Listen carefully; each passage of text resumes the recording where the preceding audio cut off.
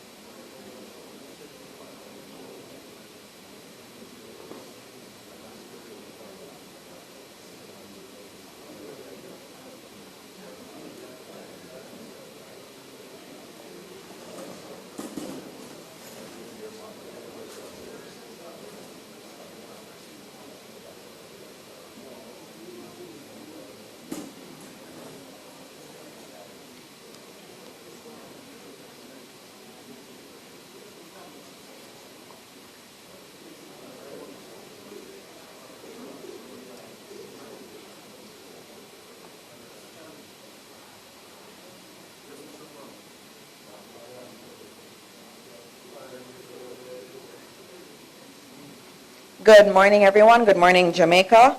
It is Thursday, October 23, and we are here for another special press briefing in relation to Tropical Storm Melissa. Yesterday we had a very good briefing, and today we're going to have another good one.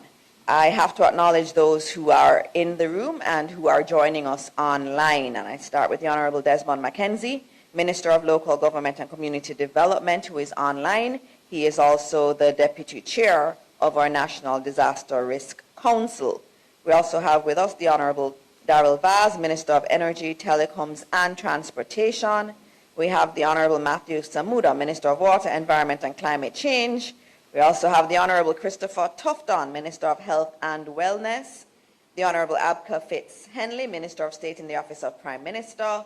Senator Marlon Morgan, Parliamentary Secretary in the Ministry of Education, Skills, Youth and Information. We also have Mr. Richard Thompson, who is the Acting Director General of ODPEM, who is on way. We have PS, Dr. Kassan True, PS in the Ministry of Education. We also have Mr. Rohan Brown from the Met Service and Evan Thompson, who will be joining online. We have lots of representatives from various ministries, agencies of government, and also the private sector. I know in the room we have JPS, we have NWC, we have Flow, we have the Airport Authority, we have Petrojam, we have JUTC. I may have left off some, but I'll tell you as we go along who is also here. So members of the media, we acknowledge you for coming out. Jamaicans at home and abroad, good morning again to you all. We are going to be getting some updates very soon. Since our last presser, which we had yesterday, a lot of things have changed. You'd have seen the updates this morning where we were upgraded to our tropical storm warning and a hurricane watch. You would have also seen a notice that out of an abundance of caution, we did move our classes and our schools to the remote environment. And so those are two key updates so far. The agencies of government have been working, and you will hear all about that this morning. The Met Service, usually we start with them, but they had an important meeting with the National Hurricane Center, so we're going to change the order. Usually we start with the forecast, but this morning we're going to be starting with Minister Tufton, who is going to give us an update from the Ministry of Health standpoint. They're very, very important in the preparedness and also in the response mechanism of government. And so we'll have Minister Tufton first. When he is finished, we expect that the Met Service team will be ready by that time, and we will have them and Minister Samuda, and then after that, we will have Minister Vaz come to you. So first up is Minister Tufton. Good morning, Minister.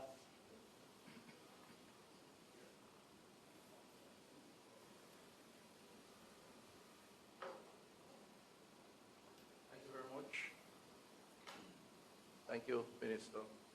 And let me just welcome and recognize my colleague ministers in the audience who have been mentioned before, members of the civil service group, including my own permanent secretary, Errol Green, And I also have with us our head of the emergency services in health, Dr. Dawkins Wright, who is prepared to elaborate on any specifics related to our preparedness. So I'll give you an update and what the possible impact of the storm is likely to have on the health services. So we do anticipate, even though we hope not, that given what is being projected, that there will be some disruption in our health services, interruption of supply chains, including for medications, the possibility of injuries from wind damage, debris, and falling trees, the risk of waterborne or vector-borne diseases from flooding and stagnant water, challenges to our most vulnerable, among them people living with chronic diseases, the elderly, persons with disabilities, pregnant women, and children. So there's likely to be an impact on the entire society, or entire lives, and we need to prepare for that. The Emergency Operation Center is now fully activated within the Ministry of Health and Wellness. It's a 24-hour center which keeps in touch with all the collaborating agencies and mans from that space the response that is required throughout the country. And that is up and running. We continue to prepare our efforts across the island, and we have had a number of consultations over the past number of days with the regional health authorities and other stakeholders. So these are some of the specifics. All public hospitals will now enter emergency mode. This means that while hospitals remain open, outpatient services and elective surgeries will be suspended for the time being, focus on the emergencies. Visitations will be limited, and family members are asked to pick up their relatives who have been admitted for non-critical reasons, and the respective hospitals will reach out to those family members. We have to reserve bed space just in case we need them for emergencies. In terms of health centers, we remain open until 4 p.m. today. A further update on our health centers will be provided tomorrow. So up to 4 p.m. you can access health centers across the country. We have 325 across the country. In terms of the system readiness, there are approximately 116 priority facilities, 25 hospitals, and 91 type 3 to 5 health centers. A verification exercise has been conducted with key capacity indicators, which include the following: human resources, some 702 personnel identified and are on standby across parishes for emergency response activation.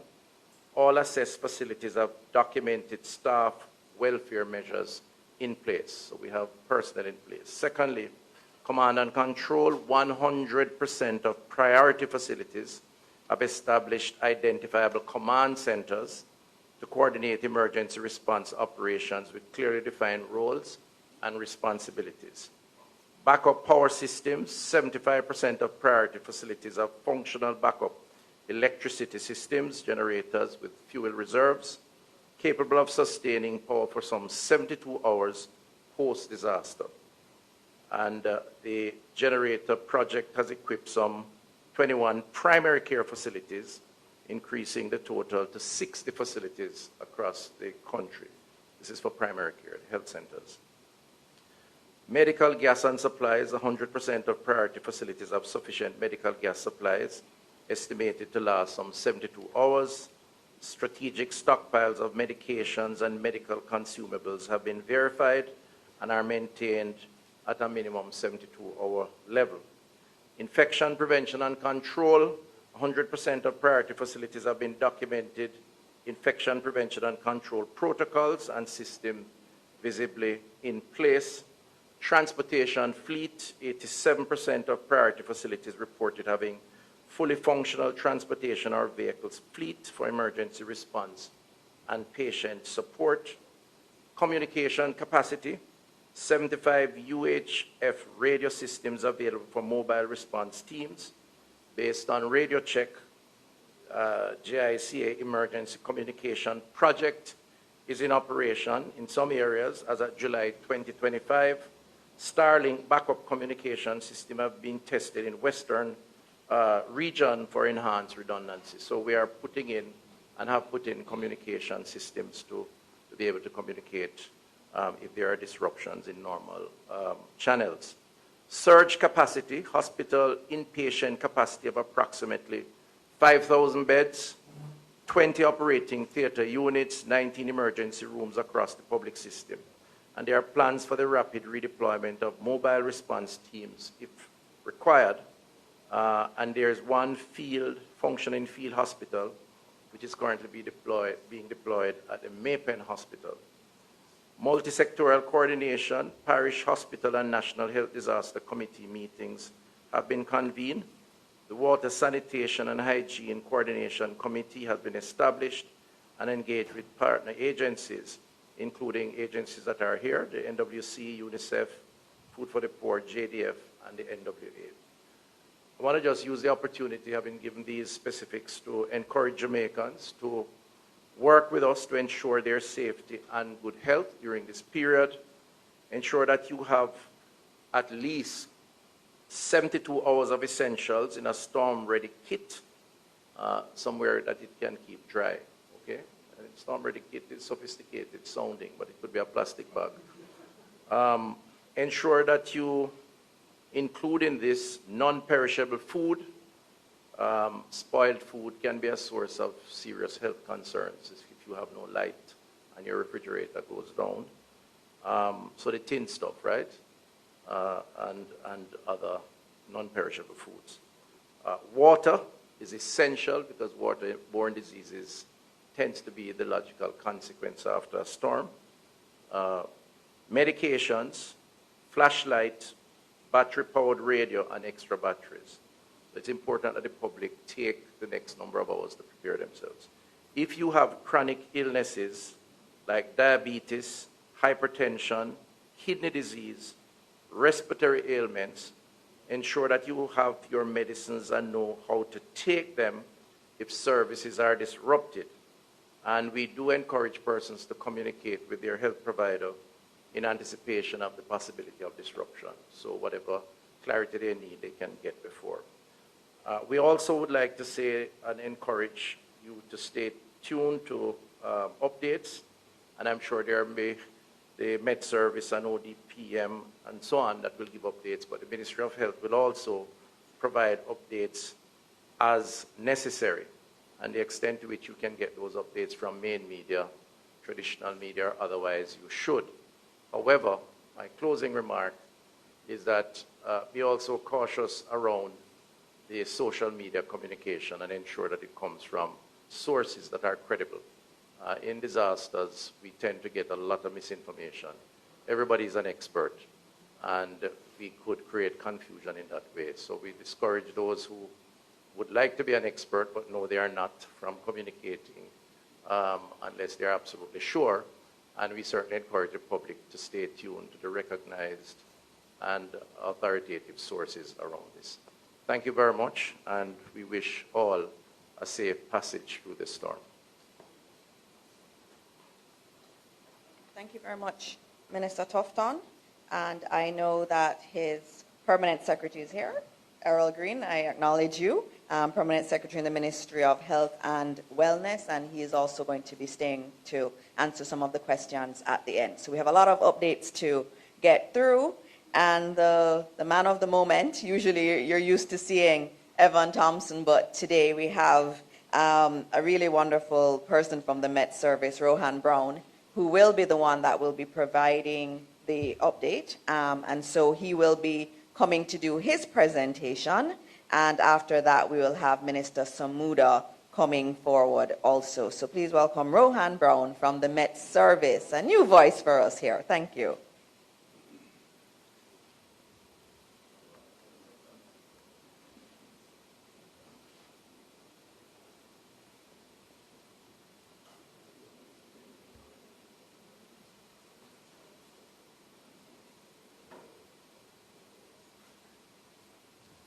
Good morning, everyone, and thank you, Minister Morris Dixon.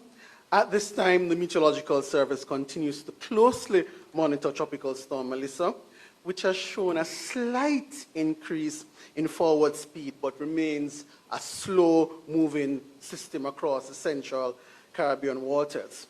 Now, for those tracking as of 10 a.m., the center of Tropical Storm Melissa was located near latitude 15.5 degrees north, 74.9 degrees west, or about 215 miles southeast of Kingston, Jamaica. The system is moving slowly towards the northeast near 7 kilometers per hour, and maximum sustained winds are up to 75 kilometers per hour with higher gusts.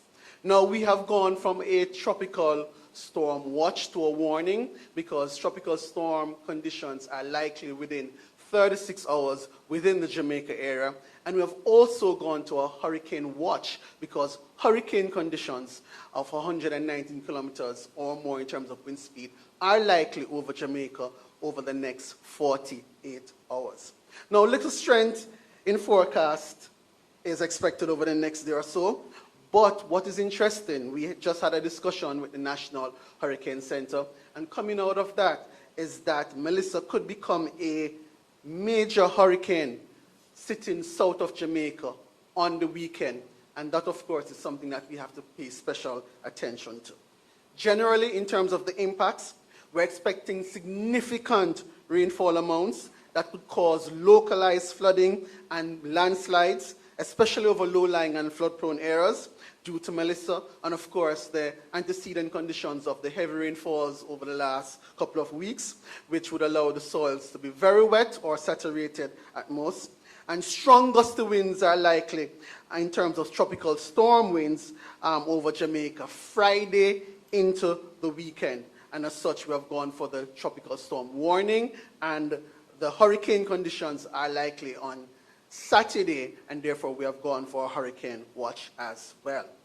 Marine interest should expect widespread showers and thunderstorms accompanied by tropical storm force winds today and continuing into the weekend.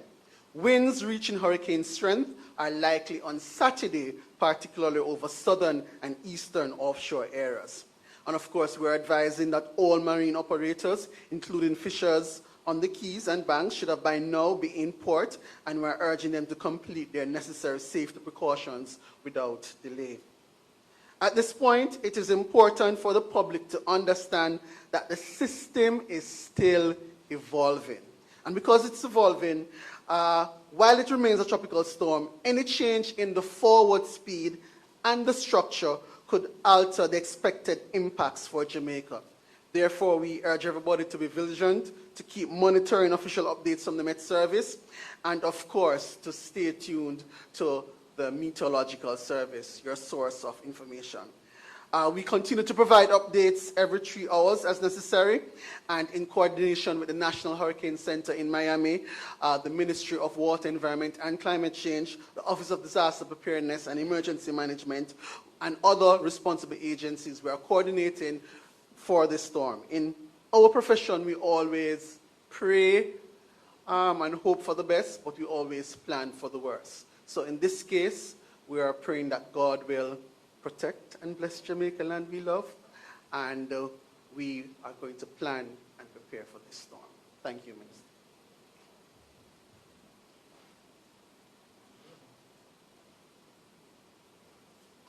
All right, you heard it. That's the update. We're going to switch order a little bit and have Minister Darrell Vaz now come to give the update. And I saw Digicel in the audience now too. So they are also going to be available to take your questions at the end. So even if you don't hear them give an update, they are all here. Everybody that I announced is here to take questions. Welcome, Minister Vaz.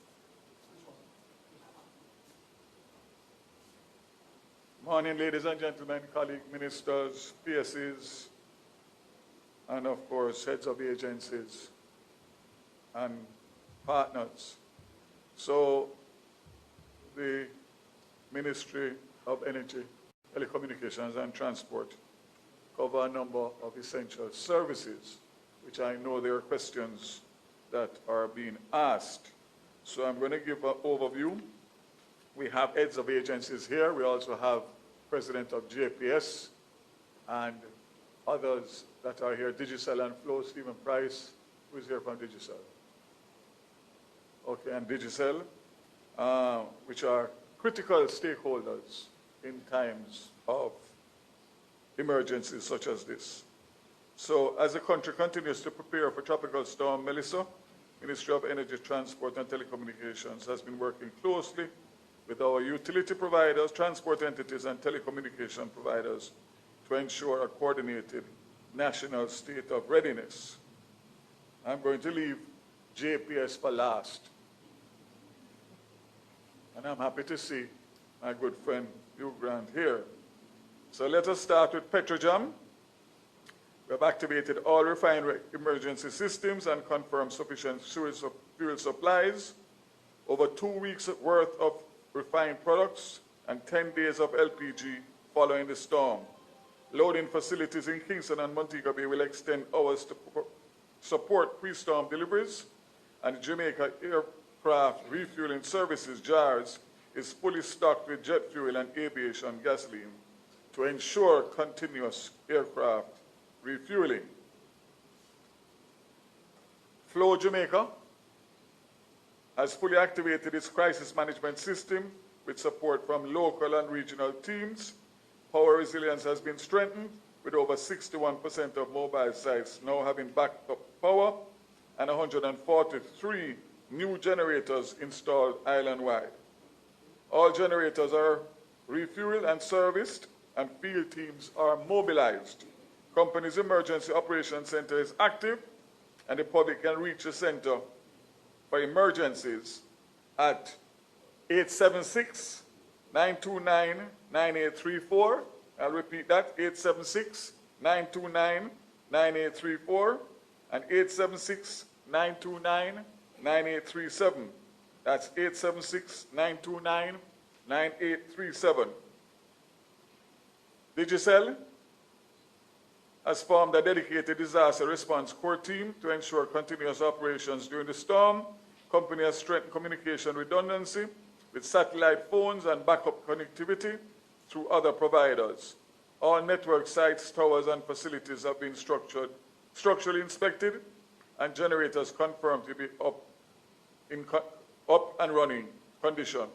Essential spare parts are secured locally and overseas, and mobile cell sites are ready for rapid deployment to restore service. Digicel has also conducted safety training and weather simulation drills to enhance preparedness and technical response.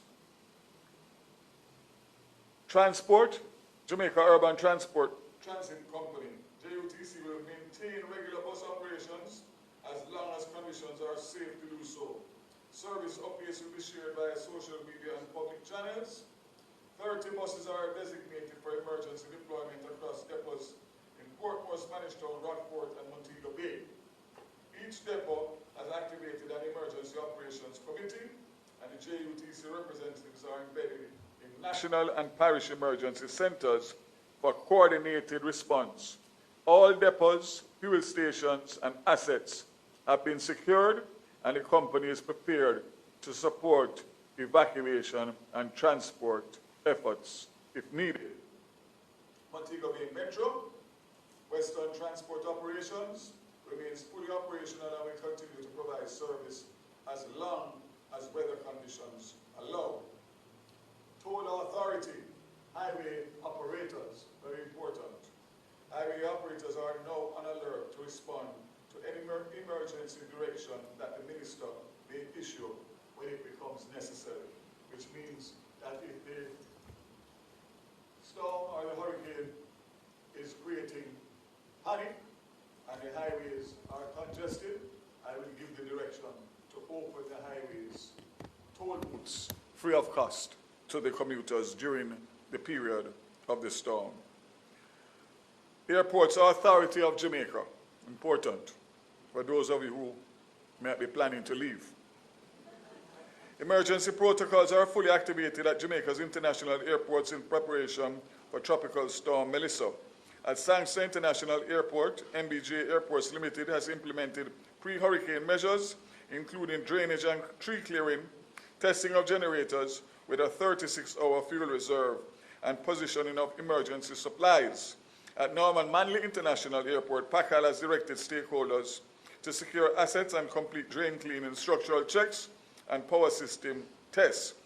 Both airports will expedite reopening once safety is confirmed, with updates shared through official bulletins, social media, and coordination with airlines and government partners.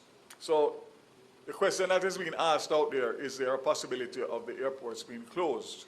So I made sure to clarify that with the airports authority.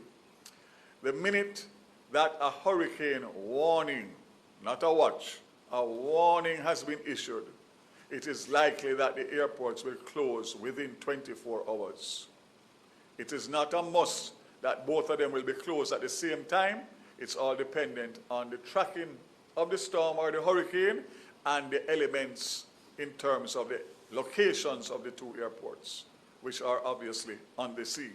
So for right now, airports remain open, and the only time that we will move to close the airports will be if the Met Office issues a hurricane warning. If that was to be predicted or projected, that would probably be sometime tomorrow into Saturday. So sometime between tomorrow evening and Saturday day.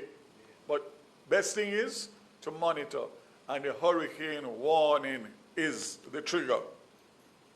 So let's end my briefing on JPS. JPS has reported to me that they have fully activated the command centers under the new incident command system and placed overseas line workers on standby, with 31 of them already in Jamaica for pre-storm preparations. To boost resilience, critical control and telecom sites now have 48-hour backup power and new Starlink systems for communication continuity. The company has expanded its fleet with over 115 specialized vehicles to enhance post-storm response. Vegetation management and grid reinforcement have been intensified, especially in key transmission areas across western and eastern parishes. JPS is coordinating closely with national agencies and utilities to ensure safe access and timely and consistent customer updates. So this is welcome news to me, and it obviously is as a result of our experiences of Beryl.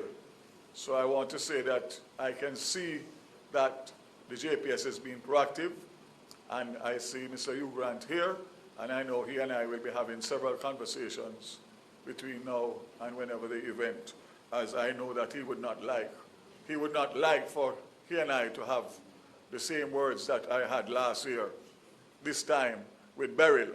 I'm going to ask him to say a few words. You want to wait until after Minister Samura? You can do now. And just to say to JPS, I know that you are doing tree line clearing, and I know I have reported already that some of your contractors, who I'm sure are being paid to remove the debris, are finding the easiest way, which is the gullies across Jamaica, which are only going to make matters worse for us. So I'm asking you, please, sir, as a matter of duty today, to make sure that those areas are inspected and satisfactorily signed off by JPS, and not rely on those contractors who have a habit of finding the shortest route to make the best and the most money. Zero tolerance. So, ladies and gentlemen, based on what I have told you here, I think the most important update is that of the JPS, and I am confident that we will manage, if necessary, much better than we managed based on the lessons we all learned coming out of Beryl. And you can rely on this administration and my colleague ministers and myself to be vigilant and to hold those accountable and responsible for an efficient response in all areas. Thank you. You want to say something, you? Sure.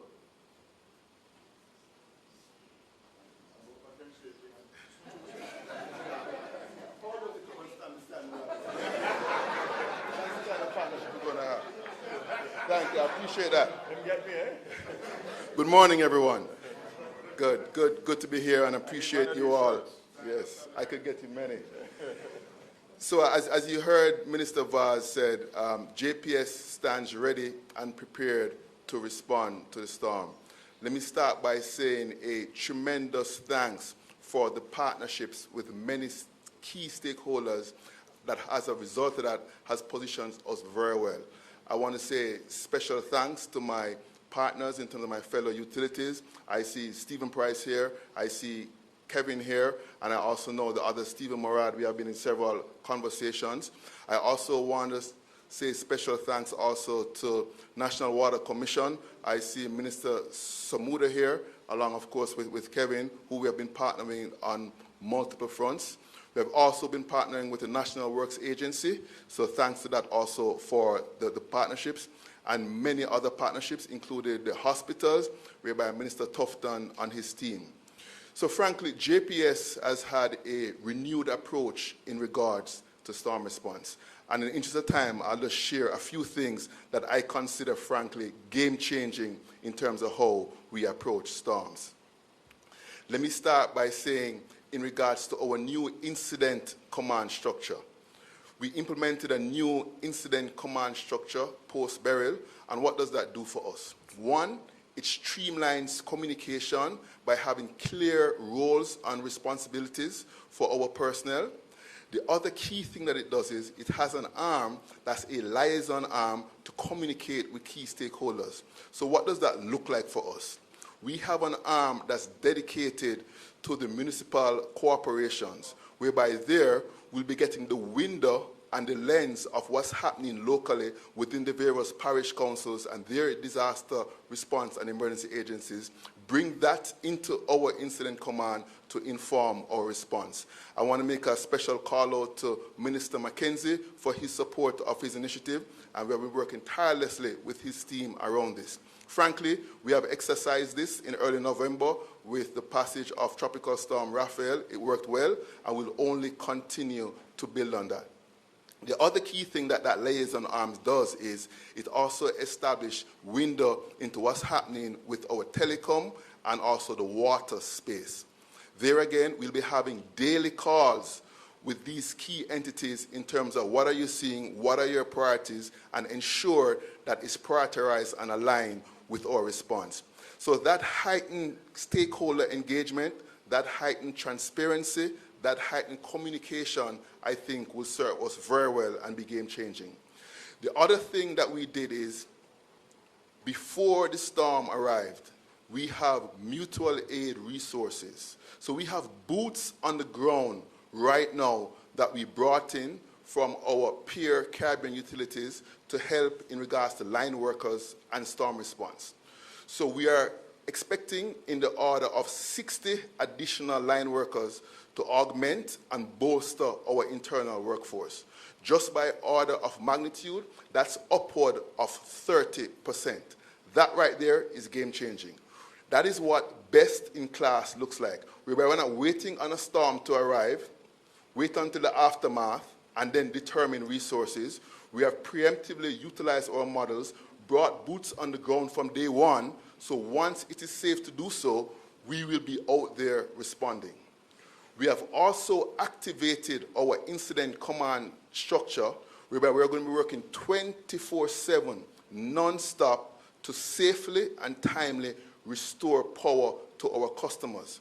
We're going to have very open and transparent communication, and we're going to be aligned around the priorities of ODPEM and other key stakeholders to ensure that we get the lights back on as safely and as quickly as possible. With all that being said, let us be frank.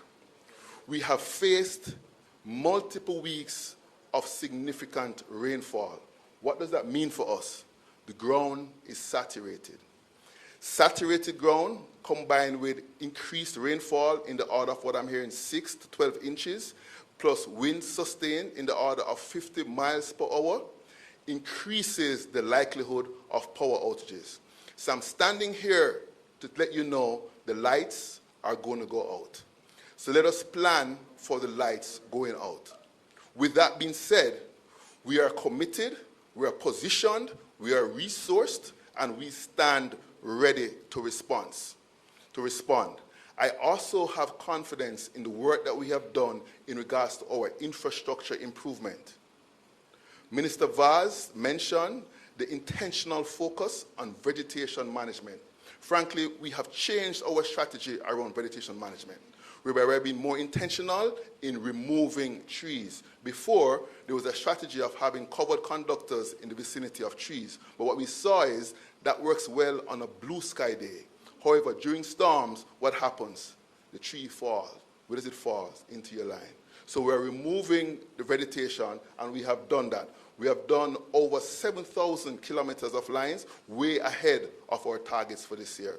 With that being said, I kindly take the minister's feedback in terms of an opportunity for us to do a better job and hold our contractors accountable with the cleanup that has not gone unnoticed. I'll take that back, and we'll redouble our efforts in that regard. The other thing that we have done is we have increased our spend in regards to our infrastructure and the rollout of smart devices. What does that look like? We have partnered with the Ministry of Health, Minister Tufton and his team, where we now have smart devices on priority circuits supplying hospitals. What does that mean? We have devices that can sense outages, and automatically transfer to other circuits, thereby restoring power. We have also partnered with Minister Samuda and his team, where we have prioritized circuits that are feeding critical water pumps. One such thing is in Logwood on the west, where there's a critical pump supplying the entire western area. We have reinforced the grid, we have enhanced our veg management, and we have open communications to these facilities. That would help us to have a much better response. The other thing that we have done is created more visibility around the grid, where we have rolled out our smart meters. With that, I'm going to close by saying, safety is our North Star. And the safety of the members of the public, the workers, and all who are out there responding is of ultimate and utmost importance to us. That would guide us in what we do each and every day, and we stand united with all to share and respond. Thank you very much. I appreciate you all. Thank you. You can say a last word. I can say he could have summed it up by saying easily that he got my memo from last year. Thank you, and thank you, Mr. Vaz. Thank you to you from JPS, and I can assure Jamaica that Minister Vaz has your back. We know that last year it did not go well, and I know last year I hosted the prep meetings before the storm, and everybody said all the right things, and it didn't go as planned. And I know Minister Vaz is going to make sure that things go better than they did last year. We are now going to hear from the other telecom provider that's really, really important and Jamaica wants to hear from, and that's the NWC. And with us we have Kevin Carr, the acting head of the NWC, who will come forward to do a quick presentation.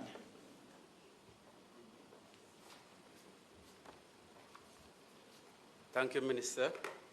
Morning, everyone. Especially morning to my NWC team members who are committed and working hard to ensure that the plans that I will be presenting here today, we actually put them in place to ensure water is supplied before, during, and after the passing of Melissa.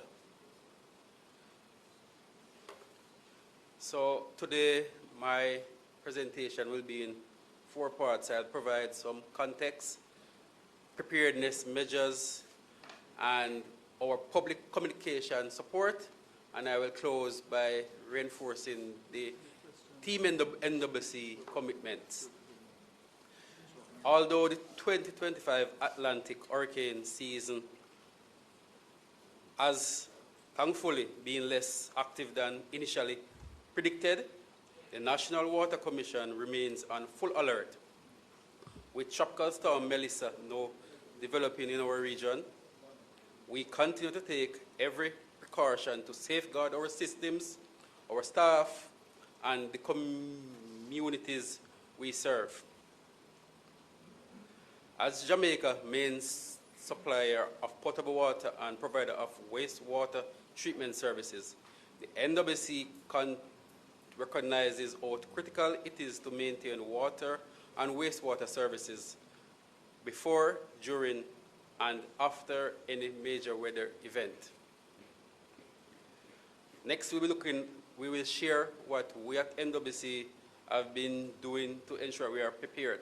From the beginning of this year hurricane season, we activated our hurricane preparedness and response plan, ensuring that systems, personnel, and communication channels are in place to respond swiftly and effectively.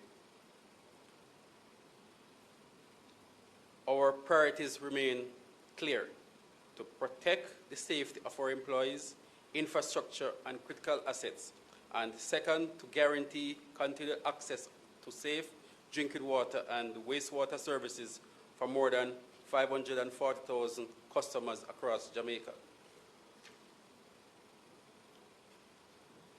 Next, I will share our current state of readiness for Tropical Storm Melissa. With the development of Tropical Storm Melissa, the NWC has moved into heightened state of readiness. Key actions include: all hurricane response team members have been briefed and placed on high alert. Managers have met with their parish disaster committees to continue local actions.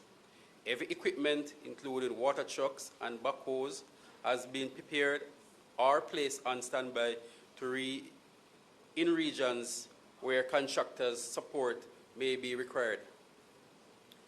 Private providers of standby generators have also been engaged in case additional capacity is required.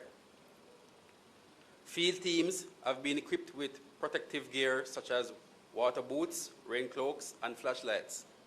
In St. Thomas, pipelines located in landslide-prone areas that crosses rivers have been temporarily removed to prevent them from being washed away during heavy rainfall. Open trenches at work sites are currently being reinstated ahead of the bad weather and will be revisited for inspection and repair immediately after the passing. Storage levels are being filled and secured to support post-storm recovery. Teams are on standby to close off intakes such as yalas to prevent silting and blockages. Vehicles have been fueled and positioned on higher ground to in-flood-prone parishes. Our offices are ready to safeguard computers and critical files are needed. Private water truckers have been engaged to ensure hospitals, prisons, and other essential facilities have access to water after the storm. The NWC has established working groups with our key partners, JPS, the NAA, the municipal corporations, to ensure there is access and continuity in service after the passing. All existing water restrictions have been lifted to allow our customer to store water out of bad weather. In the western region, particular attention has been given to the Great River Water Treatment Plant, which serves Greater Montego Bay and its environs. This facility is often challenged with high turbidity during heavy rainfalls. In preparation for the coming weather, the intake at the Great River was taken out of operation for a new, more efficient pump to be installed. We have commissioned back in operation the full capacity of Great River Water Treatment plant last night, and our customers should gradually see improvement in service as of this morning. Next, I will share our public communication and support. The NWC also began sharing hurricane and tropical storm safety tips across our social media platforms and websites to help customers prepare and stay informed. We encourage the public to rely on these official channels for accurate, timely updates and advisories. And finally, the NWC remains committed to public safety, service continuity, and operational resilience. We extend sincere thanks to all our dedicated teams across the island who continue to work tirelessly to keep water flowing and wastewater systems functioning under challenging conditions. We urge everyone to stay safe, follow the instructions of the national authorities, and continue to conserve water as we monitor the progress of Tropical Storm Melissa. Thank you.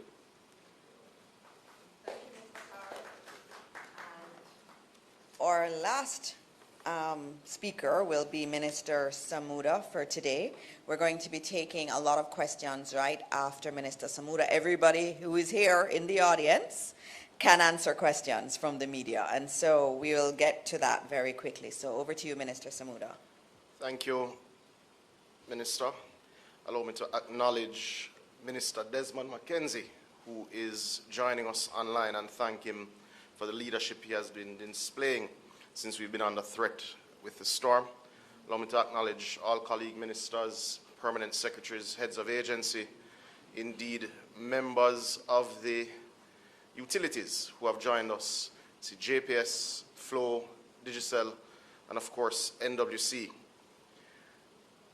I started yesterday by reminding folks that the situation is indeed serious. As at 8 a.m., as you would have heard, we would have moved to a tropical storm warning and to a hurricane watch. Now, as we said yesterday, that means it is indeed time not to panic. It is in time to plan. What you would have heard thus far is that planning has indeed been underway since Hurricane Beryl last year, under the leadership of Prime Minister Andrew Holness and indeed Minister Desmond McKenzie. All of our disaster risk management systems are indeed in place, and we've been working seamlessly together with him through the Met Service. So the first thing I'd like to highlight and bring to the country's attention is that, yes, we are aware and have taken recommendations and indeed some fair criticism that we have some work to do on the communication protocols from Met Service. So over the coming 24 hours, you'll see significant improvement in communication of exactly what is happening, as we know there's a fair bit of anxiety within the society. But in that communication, we are encouraging, as Minister Tufton did, that members of the public stick to official sources. The official sources will be the Met Services website and indeed social media accounts, the ODPEM website and social media accounts, the Office of the Prime Minister website and social media accounts, Ministry of Education, Youth, JIS, Ministry of Water, doesn't quite have a website yet, but certainly we have social media accounts. But the broader point is that we're encouraging all members of the public, regardless of what your concern is, whether it's just general anxiety or it is helping you to plan for your business, helping you to plan for your households, helping you to plan for your communities, stick to the official sources of information. The storm is moving particularly slowly with its frontward movement. Now that is the case now. It may not be the case in a few hours. It may not be the case tomorrow. So we encourage persons to stick to the bulletins that are distributed by the Met Service every few hours and to be attentive and to take heed. Minister McKenzie would have encouraged all of the citizens living in flood-prone areas to be particularly attentive to notices that will come from the police, from the fire brigade, and indeed from ODPEM. We want to again remind citizens that we have brought on all of our early warning systems that do help to feed information to relevant agencies through WRA, monitoring our riverbeds, and indeed NEPA with their early warning systems so that we're able to track what is happening. What you're seeing, Minister Dixon, I believe, is the coming together of all the relevant stakeholders. We will continue to update you through the day, through the night. Our teams are working now 24 hours a day. We are providing the necessary information to all stakeholders. but be very keenly attentive because it can change in a moment's notice. As we are aware, we continue to thank our partners, certainly the National Hurricane Center in the United States. We also want to specially mention the United Nations Country Office, which has already reached out to us to provide additional support. And in closing, Minister Dixon, I did speak to Deputy Prime Minister Chang before entering, and he did ask me to also assure citizens, especially business owners, that security arrangements are indeed in place should we be affected by the storm to ensure that public order is indeed maintained, but he will provide much greater detail at an appropriate time should it become necessary. So thank you, Minister Diana Dixon, and thank you, stakeholders. All right, thank you very much, Minister. You'd have heard from several ministers and some entity heads today. We do have, I'll remind the media that we do have with us Digicel and Flo. They're both here and ready to take questions from you, as well as I see JUTC. JPS is still here. You can ask your questions of JPS too. Petrojam is here, and many other agencies are here. Airports Authority is here too. You heard from Minister Vaz in relation to when airports may close, and as you heard, it was if we have a hurricane warning. So I'm going to be, ODPEM is also here. ODPEM is ready to take your questions, and I hope you will direct some questions there so that Mr. Thompson can answer. And online we have Minister Mackenzie. So if you have any questions of anyone who is here, please ask them now, and I'm going to hand over to Rasheen Nangle to ask the questions. Good morning, everyone. Just a gentle reminder, we're asking persons who have their questions to please stand, state your name and the entity you're from. Thank you. Good morning again, everyone. My name is Alia Bryant with Television Jamaica.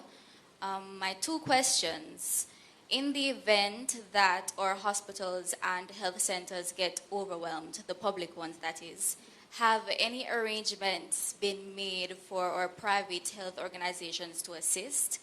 And also, will the NWSC be suspending reconnection bills for communities that will be affected by the storm or hurricane? All right, thank you. So who wants to take questions? Minister Samuda, you want to take one part? I know PS Green, you'll take the second part, so you can come forward when you're ready. So it is standard practice for the NWC to suspend disconnections during a period of national turbulence, as this would be. I also want to remind folks, as I should have in my presentation, to pay keen attention to NWC's updates as it relates to water quality, as post-storms you will have challenges from time to time.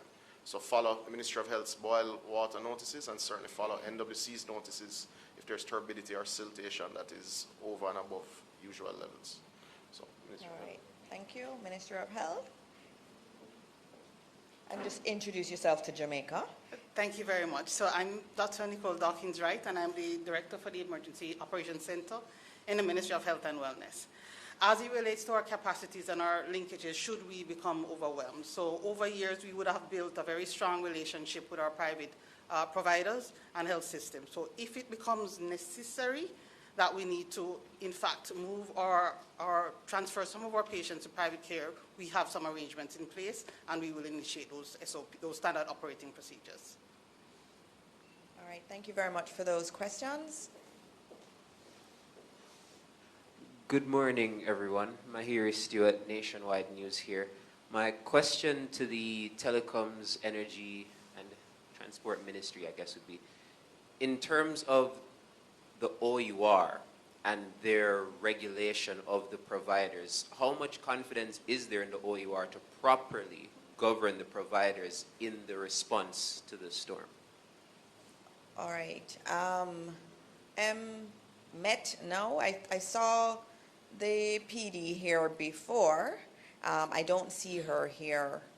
No, is she here? Okay, here she is. Madam PD. She's going to come and respond to that question. Do you have another one, or that's the only one? That's okay. All right. And she's very capable of answering any question. Thank you. Thank you very much, Minister. Thank you very much, and good morning. The Ministry is confident that the Office of Utilities Regulation is positioned and poised to continue and to increase its regulation of utility providers. As you would have heard Minister Vaz earlier, we would have had significant discussions post-burial as to the expectations that we have not only for utility providers but also our regulator. And we are confident that with the information that they have shared thus far and the measures they put in place and the experience from last year, that they will be in a position to monitor post-burial interaction or activity from both the telecommunication providers and in particular JPS, I know which have been a concern, but you have heard Mr. Grant already and Minister Vaz. So we remain confident, and I know the Minister has the Director General of OUR on speed dial should anything be required. All right, thank you. Your next one. Yeah, so my second question is to JPS as well as the other providers such as Digital and Flow. Well, to JPS specifically, we know that post-Hurricane Beryl last year, there was a lot of controversy in terms of the bills that people received post-restoration efforts. There were a lot of discrepancies. Some people were saying that they were charged too high. In terms of the protocol for charging Jamaicans after a storm, what's done to determine those bills, and how will it be done if we are negatively affected by this storm that's coming now? All right, we'll let JPS respond. And I think Flo has indicated they'll also respond right after. Good morning. Thanks for that question. So in regards to the bills, I will say, as I mentioned earlier this year, JPS completed 100% rollout of our smart meters. Smart meters are digital meters with a high level of accuracy. So one of the things that's a change right now is, as a result of that smart meter rollout, we will now be able to very clearly and accurately have insights in terms of the consumptions. Prior to having smart meter rollout, we'd have to actually go ahead and have meter readers physically go out there and read the meters. And sometimes during a storm, that is not possible. By having smart meters and that communication being reported back to us, we will now have more accuracy and visibility actually into what's happening with the bills. In full transparency, I will say some of the potential pressures that a bill has is based on the change in the fuel mix that we have during storms. I just got a report a while ago that the floating storage regasification unit, that's the unit that supplies our liquefied natural gas, due to the threats and the adverse weather conditions, they're going to go ahead and demobilize. What does that mean? We're no longer going to have access to liquefied natural gas at some of our facilities, and unavailability of a particular unit that's only able to burn liquefied natural gas that's controlled by the independent power producers. So what that means for us then is units that are able to burn the alternate diesel oil, those units will burn alternate diesel oil. The reality is that's a more pricey commodity than liquefied natural gas, so that could potentially have upward pressures on the bill. In addition to the reality that now that you have some of the more efficient combined cycle units that are unavailable who would burn gas, you're now burning less efficient units that burn heavy fuel oil, and that could also have upward pressures on the bill. So the reality is, due to the fuel mix, independent power producers being unable to burn alternate diesel oil, and the need to burn less efficient fuel to ensure the security of the grid, and what you call security dispatch, there could be potential upward pressure. The good news is we're working with the OUR and other agencies to minimize that potential impact. I'll just close lastly with one thing that says the other thing that happens in a hurricane is that the renewable energy, wind and solar, are significantly curtailed. Curtailment in the order of over 80%. Therefore, in terms of the availability of that, you're talking about less than 20%. So in Jamaica, we have just over 50 megawatts of solar. The expected output during a hurricane, given the cloud cover, is pretty much zero or a little bit above that. So you now are going to have to be running other units that's burning fossil fuel to offset that to meet the customer demand and also ensure you have system stability and not a shutdown. Those combined effects in terms of not having availability of liquefied natural gas, the curtailment of renewables leads to potential upward trends in regards to bills and the impact. But we'll work with regulators and other agencies to see what we can do to soften or minimize that. Hopefully I answered your question. I think that was a long answer. Hugh Grant, who is the Chief Operating Officer of JPS, just provided his response, and we have with us Stephen Price, Stephen Price, our head of Flow. And I have to say, I really appreciate it, Stephen, for you being here. I know how busy you are. You're the head of a very big entity, and you're here with us today. And so I really appreciate it, and I want to thank you for that. No problem. Thank you, Jamaica. I'd like to really say and add to that message that from a billing perspective, we believe that we have some very robust billing processes and procedures that have guided us, especially since the storm last year. Now, obviously, we recognize that hurricanes, weather events, emergencies such as these are force majeure events, right? Last hurricane, because of the widespread outages that happened, we did something which was one-off from that perspective in terms of the rebates of customers. We now have the kind of robust monitoring and reporting around outages right across the island, so we know exactly who is out, when they're out, how long they're out for. And so as the hurricane progresses, and we watch and we hope, knock on wood, that everything will be okay, but in the event that there is any danger, we'll evaluate, understand exactly just the extent of outages, and make some decisions during then. But right now at this point, our bills are accurate. We encourage you to pay your bills, as that's how we do our things, right? And we're going to say to you that we're going to be pausing disconnections over the period of the storm and watch, just to make sure that everybody has access. We know there is always that challenge for the most vulnerable amongst us in terms of the prioritization of expenditure in emergencies because of their emergency supplies, etc. There's a little break coming, but those who can, we encourage you to continue to pay as you do, because that's how we keep the machinery running, right? So thank you very much. But while you're here, Sure. I won't let you go. Say to Jamaica, Flow's readiness, Digicel is going to come up after you, so Flow's readiness for this storm. No, definitely. We have been at this for years. It's not our first rodeo. And I will say to you, I think this year is probably the best year for us as a combined utility group. I will say to you, we've done our own simulations over the year. We've done regional simulations with other entities. We've done simulations here with JPS, NWC, Digicel, as well as ODPEM. So we are very, very prepared from that perspective. From a power perspective, while we work with our partners, we do have backup supply for about 61% of our mobile sites at this present point in time. So we work hand in hand. We have hardened some of the most vulnerable routes which affected our partners in terms of Digicel as well as NWC and JPS last year. Taken some of those underground in terms of Mandeville, Porus, Sandy Bay. A number of areas have gone underground in terms of that kind of infrastructure. So it's not aerial anymore, so it's less vulnerable to those kind of challenges. We are ready. Our teams are ready. Our Emergency Operations Center is now open, and that will run 24/7 based at our headquarters. We have our field units. They are staged at the particular locations right across the island to respond at a moment's notice. Once we get the all clear, and that's a very important point, I want to make sure that everybody understands. We're governed under the National Disaster Risk Management Practices and Processes. When ODPEM provides the all clear to the country, that's when we are able to go out and understand and inspect what is happening and make those assessments.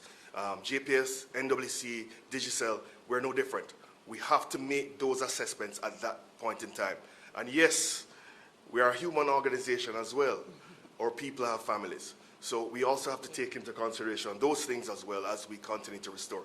But at the same time, once we get the all clear, we'll start the assessment period. That normally takes between 24 to 48 hours in terms of getting the first assessments. But what we commit to based on the communications that we've had and the discussions with our Digicel, JPS, NWC, we will start to do and make sure that we have the quick wins first and foremost. But we will keep the nation informed. That is a guarantee from each and every one of us as utility providers that we will make sure this nation stays connected to the things that matter the most. Your families, your friends, your people, your loved ones. Thank you so much. All right, thank you very much. You've heard from Flo, you've heard some commitments too, to all of you, and now we hear from Digicel. And I know you have another role, you know, but you're here as Digicel today. Yes, good morning, everyone. Brittany Clark, Public Relations Manager for Digicel. So we echo your sentiments. Thank you so much. And again, we appeal to the public just to ensure that you continue to keep us updated, give us all the information that you need to get your services restored, and of course, stay tuned to our channels where we'll provide all accurate updates in a timely manner. So when it comes to bills, as you addressing your question, we know that, of course, during our weather events, any natural disaster, safety and connectivity are our priorities as telecoms providers. So it's always ensuring that we do the necessary assessments, especially post-storm, to ensure that our customers are treated fairly. So, you know, we don't want to see any exorbitant bills, especially where there are prolonged service disruptions. So while our billing systems will continue, as Mr. Price would have said, of course, we do want to ensure that we review and make any necessary adjustments and credits where necessary. So if we have to provide any write-offs, any credits towards the bill payments, etc., we will implement those measures where necessary. Our goal is necessary to keep the public connected. Telecoms, it's essential. Contacting service providers, contacting the emergency responders, we need to keep persons up and running. So we too want to add that Digicel has strengthened our resiliency. We are relentless in staying up to date with our customers, so 24/7. We have several helplines available. We have our new WhatsApp line, which was implemented, and our AI bot is available to serve. That number is 876-355-5000. We also have our main line 619-5000 as well as 100, and our Ruby available via the My Digicel app. Now, as well, we want to ensure that our generators are up and running. We've added additional backup. So we have generator systems. We have our solar project, which is well underway. So we are ready as well to serve our customers during this time. But just to iterate, rather, Digicel will monitor the network and billing systems closely to ensure accuracy and fairness. Our backup power, data, redundancy, and system checks are all in place. So everything is accurate at this time, and we will ensure that, especially post-storm, we do the necessary assessments and address customer concerns. But we are ready, and again, we too are appreciative of the partnership with all our utility providers. Also to add, vandalism is a problem that we continue to face, so we want to again echo the sentiments that, please, these are essential services, so continue to take care of them because we help to take care of you. So again, we join, we know Flo is also on board to support, but we join to say, guys, please, do not damage our equipment because it causes more damage in the long run. So please, let's stand together, and if you see something, please say something. But Digicel is ready, and we thank you. Thank you. All right, Digicel says they are ready too. Do we have any other questions from the media? No other questions? Going once, going twice, and it is now gone. Your opportunity is gone, and I want to thank everybody here for really coming and giving the updates that you did. Jamaica is very grateful for it. What it shows is that things have improved over last year. And Hurricane Beryl, we did a pretty decent job in response, but there were some areas that we didn't do as well in, and you hear, and it was so good to hear from JPS, from Flo and Digicel, and also including ODPEM in terms of the work that had been done, and NWC in making sure that we're in a better position this time around.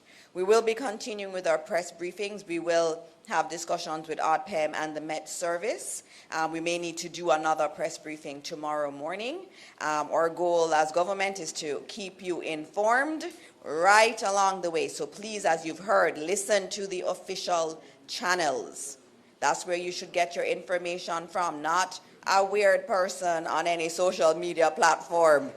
You listen to the ministers here, you go to official GIS, you go to the Office of the Prime Minister, and you go to the Ministry of Environment and Water and Climate Change. That's where you're going to get your information, and ODPEM is the lead. ODPEM leads all of us in our response, and so you go to ODPEM first, and then you can see what everybody else is saying. And so you've gotten more information. The Met Service reminded me to say to you that if you have not yet started to prepare for Tropical Storm Melissa, you need to do so now.